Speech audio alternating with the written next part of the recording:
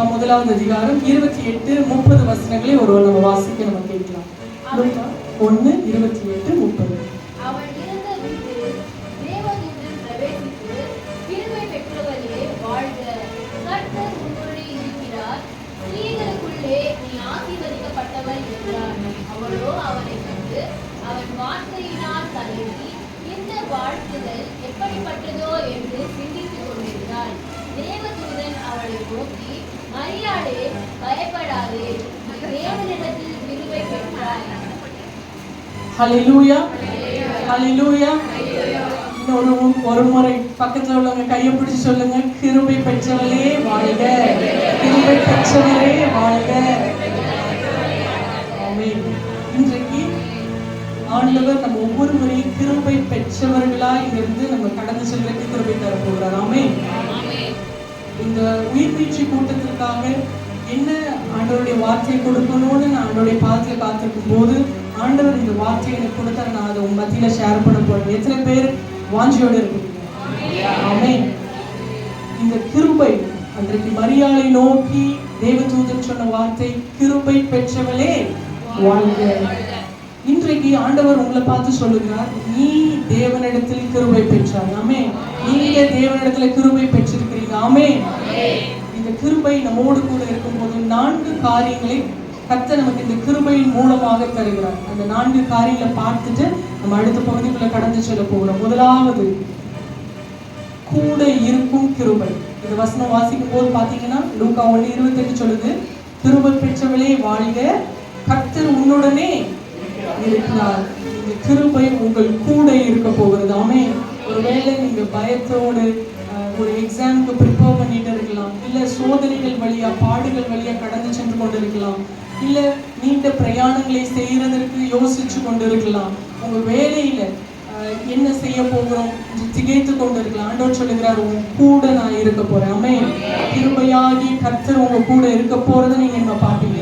உங்க வாழ்க்கையில இந்த உயிர்மீட்சி கூட்டத்திற்கு பிற்பாடு ஒருவேளை இன்றைக்கு சாயந்தரத்துல இருந்து நீங்கள் செய்கிற ஒவ்வொரு காரியத்திலும் இந்த கிருபை உங்க கூட இருந்து உங்களை வழி நடத்தும். ஒருவேளை வியாதியின் மத்தியில இருக்கலாம், யாருமே இல்லை, என்னை சுத்தி யாருமே இல்லை, நான் தனித்து விடப்பட்டு இருக்கிறேன், நான் நிர்கதியான நிலைமையில நான் இருக்கிறேன்னா, நீங்க ஒன்றை இன்றைக்கு உங்க மனதுல ஆழமாய் எழுதி கொள்ள வேண்டிய விஷயம் என்னன்னா, என் கூட யார் இருக்கா? கிருபையா இருக்கிற கர்த்தர் இருக்கிறார். ஆமென். என் கர்த்தர் கிருபையா என் கூட இருக்கிறார். ஆமென்.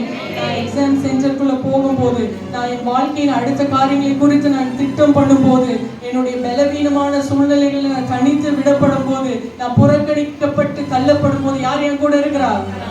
வெறும் கர்த்தர் இல்லை, எப்படிப்பட்ட கர்த்தரா இருக்கிறார்?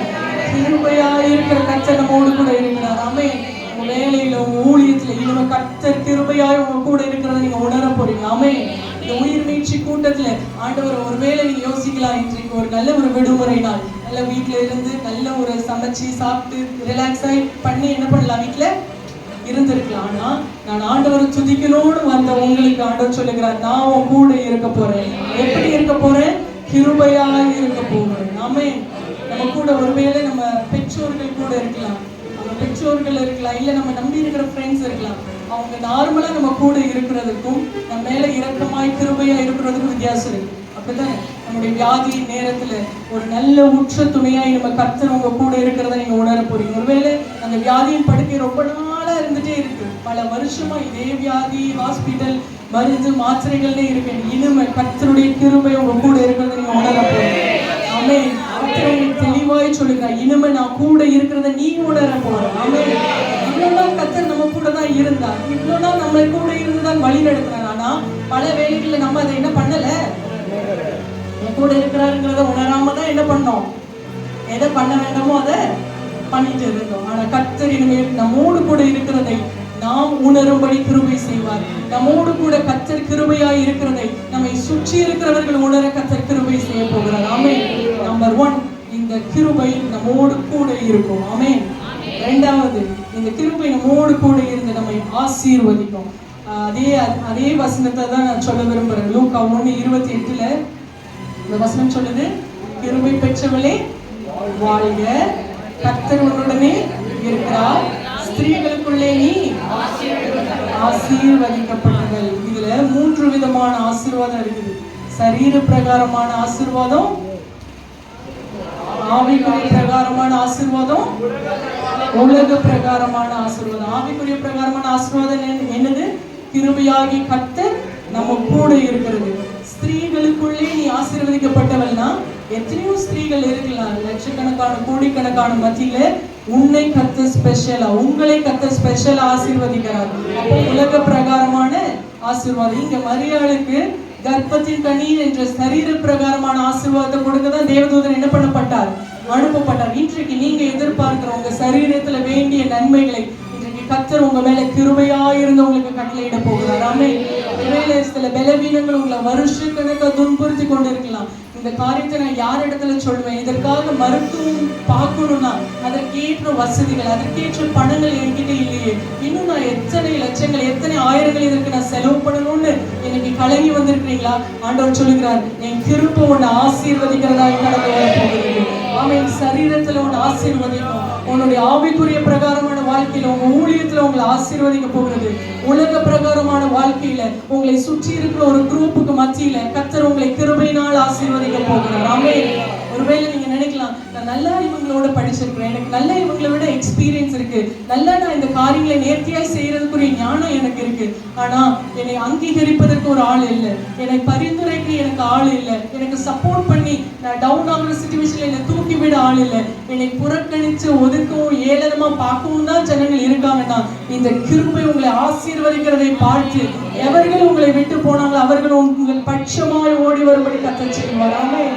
கர்த்தருடைய கிருபை ஒருவனை ஆசீர்வதிச்சதுன்னா அவன் தலை நிமிர்ந்து இருப்பான் தேசத்துல. ஆமென். இன்றைக்கு கர்த்தர் நம்முடைய முற்பிதாக்களை ஆசீர்வதித்திருந்தார்.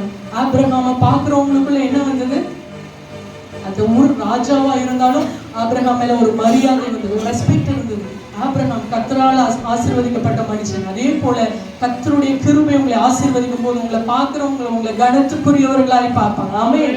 ஒருவேளை இவன் தானே அப்படின்னு பார்த்த கண்கள் இவர்கள் கர்த்தரால் ஆசீர்வதிக்கப்பட்டவர்கள் என்று சொல்ல போறாங்க. ஆமென். சோ இந்த கிருபை உங்களோடு கூட இருக்கும். முதலாவது. இரண்டாவது, இந்த கிருபை உங்களை ஆசீர்வதிக்கும். ஆமென். மூணாவது, அந்த 30வது வசனம் சொல்லுது, பயப்படாதே நீ தேவனிடத்தில். மரியாளுக்கு இந்த கிருபை பெற்றவளே வாழ்கன்னு சொன்ன உடனே முதலாவது என்ன வந்தது? பயம் வந்தது. எப்படி ஆகும், என்ன நடக்கும், என்ன செய்ய போகுங்கிற பயம் வந்தது. அதுக்கப்புறம் தேவதூதனுடைய வாயிலிருந்து வார்த்தை வருது, பயப்படாதே. ஆமென். யாரிடத்துல இருந்து அனுப்பப்பட்ட வார்த்தை? கர்த்தர் இடத்துல இருந்து அனுப்பப்பட்ட வார்த்தை. இன்றைக்கு கர்த்தர் உங்களை பார்த்து சொல்றாரு, பயப்படாதே. ஆமென். என்ன காரியத்தை குறித்து பயந்துட்டு இருக்கிறீங்களோ இந்த கிருபை உங்க கூட இருக்கும்போது அந்த கிருபை உங்கள் பயத்தை போக்கும். ஆமென். எத்தனை காரியம் சொல்லுவேன்னு சொன்னேன்? 4 காரியம் சொல்லுங்க. எத்தனை சொல்லியிருக்கேன்? முதலாவது, இந்த கிருபை கூட இருக்கும், பயப்படாதே. கர்த்தர் உன்னுடனே இருக்கிறார் என்று சொன்னபடி இந்த கிருபை கூட இருக்கும். இரண்டாவது, இந்த கிருபை ஆசீர்வதிக்கும், மறந்துடக்கூடாது. இந்த கிருபை ஆசீர்வதிக்கும். மூணாவது, இந்த கிருபை பயத்தை போக்கும். ஆமென். ஒருவேளை மரண பயம் சில பேருக்கு, ஐயோ எனக்கு இந்த பிரச்சனைகள்லாம் என் உடம்புல இருக்கு, இந்த காரியங்கள்லாம் அடிக்கடி எனக்கு இந்த மாதிரி எல்லாம் நடக்குது, அப்ப நான் சீக்கிரம் என்ன பண்ணிருக்கணும்? போக மாட்டேன். ஆமென். இப்படி ஆயிருமோ, இப்படி இவங்களுக்கு ஆயிருமோ. ஒருவேளை நம்ம குறிச்சு நல்ல ஸ்டெடியா இருப்போம், எனக்கு ஒண்ணு ஆகாதானா, என் குடும்பத்தில் உள்ள இவங்களுக்கு ஏதாவது ஆயிருமோ, இவங்களுக்கு ஆயிருமோ அப்படிங்கிற மரணம். இப்படி எல்லாம் சிக்க ஆகுறாங்க, இப்படி எல்லாம் நடக்குது, ஒருவேளை இப்படி ஆயிருமோ, இந்த மாதிரி எல்லாம் கனவுகள் வருது, இந்த மாதிரி எல்லாம் வார்த்தைகள் வருது, இந்த மாதிரி தரிசனங்கள்லாம் ஆண்டவர் வெளிப்படுத்துற, ஒருவேளை இப்படி ஆயிருமோ. அந்த மரண பயத்தை கர்த்தர் இந்த நாள்ல போக போகிறார். ஆமென். அந்த கிருபை உங்க கூட இருக்கும்போது அது உங்கள் பயத்தை உங்களிடத்துல இருந்து எடுத்து போடும். ஆமென். கர்த்தருடைய தரிசனமும் திட்டமும் உங்களில் நிறைவேறி தீருகிற வரைக்கும் உங்களுக்கு ஒரு கேடும் வராது. ஆமென். ஆமென். சத்தமா சொல்லுங்க. நம்முடைய பயத்தை போகும். சில பேருக்கு எதிர்காலத்தை குறித்த பயம், என் லைஃப் குறிச்சு என்ன ஆக போறணும், என் வாழ்க்கையில நான் என்ன பண்ண போறேன், ஒருவேளை இந்த சொற்ப வருமானத்தை வச்சு நான் என்னுடைய வாழ்க்கையின் காரியங்களை எப்படி பார்க்க போறேன், என்னுடைய பெற்றோர்களை நான் எப்படி கவனிக்க போறேன், இல்ல சில பெற்றோர்களுக்கு பயம், என் பிள்ளைங்களோட வாழ்க்கை என்ன ஆகுமோன்னு. கர்த்தருடைய கிருபை இன்றைக்கு உங்களை சூழ்ந்து கொண்டிருக்கிறது. உங்களுடைய எதிர்காலத்தை அந்த கிருபையே வழி நடத்த போகிறது. ஆமென். சில பேருக்கு தோல்வியை குறிச்சு பயம், வாழ்க்கையில இவ்வளவு நான் முயற்சி பண்ணி நிறைய நான் என்னதான் சந்திச்சிருக்கிறேன், நான் பார்த்ததுலே எந்த ஒரு காரியத்துல நான் கை வச்ச உடனே அது என்ன ஆயிருது, நல்லா போயிட்டு இருக்க காரியம் என்ன ஆயிருது, ஃபிளாப் ஆயிருது. நல்லா போயிட்டு இருக்கிற காரியத்துல நான் அதுல தலையிடும் போது என்ன ஆயிருது, அது ஒரு ஃபெயிலியர் ஆகுது. என்ன ஒரு ஒரு சைன் ஆஃப் அந்த நெகட்டிவே பாக்குற மாதிரி. என் குடும்பத்துல உள்ளவங்க சொல்றாங்க, இவன் கை வச்சாலே அது வழங்காது, இவன் இந்த காரியத்துக்கு வந்தாலே இது உருப்படாது, என் குடும்பத்தினர் சொல்ற மாதிரி என் வாழ்க்கை இருக்குன்னா இன்றைக்கு ஒரு கிருபை உங்களை நிரப்ப போகிறது. உங்களை வெற்றி சிறந்த மனிதர்களாய் மாற்ற போகிறது. ஆமென். உங்க மூலமா கர்த்தர் அந்த மனிதர்களை ஜெயத்தை தருவார். உங்களுக்கு கர்த்தர் கொடுக்கிற ஜெயம் அந்த மனிதர்களுக்கு ஒரு சாட்சியாய் மாறும்படி கர்த்தர் செய்ய போகிறார். அப்ப மூணாவது, பயத்தை அந்த கிருபை போக போகுது. சில பேருக்கு மனுஷங்களை குறித்த பயம். ஆண்டவர் தெளிவா என்று சொன்னாரு, மனுஷங்களை குறிச்ச பயம், சில மனிதர்களை ஃபேஸ் பண்றதுக்கு பயம். இவங்க கிட்ட எப்படி நான் இதுக்கு பதில் சொல்ல போறேன், இவங்க முகத்துல போய் நான் எப்படி முழிக்க போறேன், இந்த காரியத்தை குறித்து நான் என்ன செய்ய போறேன், மனுஷர்களை குறித்த பயம். இன்றைக்கு கர்த்தர் தம்முடைய கிருபையை உங்களுக்கு அனுப்ப போகிறார். அந்த பயத்தை உங்களிடத்திலிருந்து விலக போகிறார். ஆமென். ஆண்டவர் நமக்கு பயமுள்ள ஆவியை கொடாமல் பலமும் அன்பும் தெளிந்த புத்தியும் உள்ள ஆவியை அவர் கொடுத்திருக்கிறார். சோ மூன்றாவது, பயத்தை போகும் கிருபை. முதலாவது என்ன சொன்னேன், கூட இருக்கும் கிருபை. இரண்டாவது, ஆசீர்வதிக்கிற கிருபை. மூணாவது, பயத்தை போகும் கிருபை. நாலாவது, ரொம்ப முக்கியமானது, நம்மை வாழ வைக்கிற கிருபை. ஆமென். நல்ல கரங்களை தட்டி ஆண்டவருக்கு நன்றி செலுத்தலாமா? மரியாதையுடைய சூழ்நிலையை ஒரு நிமிஷம் யோசிச்சு பாருங்க. திருமணத்துக்கு நிச்சயம் பண்ணப்பட்டு இருக்கிற ஒரு பெண் கணவர் முன்னாடி எவ்வளவு தங்களை ஒரு பியூரா காமிக்கணும்னு நினைப்பாங்க. இந்த ஒருவேளை ஒரு மணப்பெண் மாப்பிள்ளை முடிவாயிருக்குன்னா இந்த ஃப்ரெண்ட் சர்க்கிள் எல்லாம் மாப்பிள்ளை என்ன சொல்லி வச்சிருப்பாரு, யாராவது கேட்டா என்ன சொல்லணும், மாப்பிள்ளை 24 மணி நேரம் சர்ச்சில் தான் இருப்பாரு, பாஸ்டர் கூட ஊழியத்துக்கு தான் போவாரு, பாஸ்டர் என்ன சொன்னாலும் கேட்பாரு, சினிமான அதுக்கு ஸ்பெல்லிங்கே தெரியாது அப்படின்னு என்ன பண்ணி வச்சிருப்போம், நம்மளுடைய நட்பு வட்டங்கள்ல சொல்லி வச்சிருப்போம். அதே போல பெண் வீட்டாரும் பெண்ணை பற்றி யார் கேட்டாலும் அந்த பொண்ணு வாழ்க்கை நான் என்ன பண்ணிட மாட்டேன், ஸ்பாயில் பண்ணிட மாட்டேன், நல்ல காரியங்களை தான் என்ன பண்ணுவோம் சொல்லுவோம். மரியாள் அதே சிச்சுவேஷன்ல யோசிச்சு பாருங்க.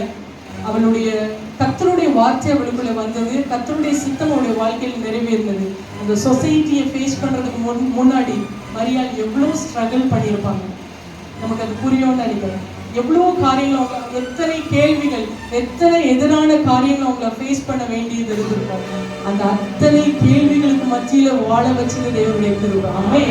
இன்னைக்கு நம்மை நோக்கி நிறைய, நீ என்ன குடும்பத்தை கவனிக்கிற, நீ என்ன காரியங்களை செஞ்சுட்ட, நீ பெருசா என்ன சாதிச்சுட்ட, என்கிட்ட பேசுற, நீ என்ன, உனக்கு என்ன தெரியும் என்று நம் முன்பாக அனுப்பப்படுகிற அத்தனை கேள்விகளுக்கு முன்பதாக, இல்ல இவன் வாழவே கூடாதுன்னு நமக்கு முன்பாக நம்மை நேசிக்கிறவர்கள் வைத்திருக்கிற மாந்திரிகத்துக்கு முன்பாக நம்மை வாழ வைக்க போறது ஆண்டவருடைய கிருபை மாத்திரம். ஆமென். இன்னைக்கு நீங்க நல்லாவே இருக்கக்கூடாதுன்னு என்ன பண்றாங்க, செலவு பண்ணி கை காசு போட்டு நேரங்காலம் எடுத்து டிராவல் பண்ணி என்ன பண்றாங்க, மந்திரங்களை செய்யறாங்க, எதிரான காரியங்களை செய்யறாங்க. அவை எல்லாவற்றிற்கும் முன்பதாக கர்த்தர் நம்ம இந்த நாள்ல வாழ வைக்க போகிறார். ஆமென். இதுவரைக்கும் வாழ வச்சார். ஆனா இன்றைக்கு ஒரு விசேஷித்த கிருபை இறங்கி வருது. அந்த அத்தனை சக்திகளுக்கும் மேலாக நான் இவ்வளவு செலவு பண்ணியும் இவ்வளவு காரியங்களை எதிராய் செய்தோம், இவன் இவ்வளவு நல்லா இருக்கானேன்னு பாக்குற அளவுக்கு கர்த்தர் உங்களை வாழ வைக்க போகிறார். அவன் இருக்கிற இடங்களை எழுந்து நின்று அந்த கிருபையை நினைத்து நல்ல கண்களை மூடி, நான் நல்ல புரியுற மாதிரி சொல்லியிருப்பேன்னு நான் நினைக்கிறேன். இந்த கிருபை, விசேஷித்த கிருபை இந்த உயிர் மீட்சி கூட்டத்துல கர்த்தர் நமக்கு கட்டளையிட போகிறார். இனிமே நீங்க போகிற இடங்கள்ல நீங்க தனித்து போறது இல்லை. தேவனாகிய கர்த்தர் உங்க கூட கிருபையா இருக்க போகிறார். நீங்க தனித்து விடப்பட்டவர்கள் அல்ல, அடைக்கலமான அரணாய் அவர் உங்க கூட இருக்கிறதை நீங்க பாப்பீங்க. அவர் கூட இருந்து உங்களை ஆசீர்வதிக்கிறத பாப்பீங்க. உங்கள் பயத்தை நீக்குகிற கிருபை இந்த நாள்ல உங்களை நிரப்புகிற உணர போறீங்க. இது எல்லாவற்றுக்கும் மத்தியில எத்தனை போராட்டங்கள், எத்தனை விதமான அவமானங்கள், நிந்தனைகள் வந்தாலும் நம்மை வாழ வைக்கிற கிருபை, வாழ வைக்கிறோம். சத்துருக்களுக்கு முன்பாக நீ அஞ்சி நடுங்கி ஓடிக்கொண்டிருங்கள், அவர்கள்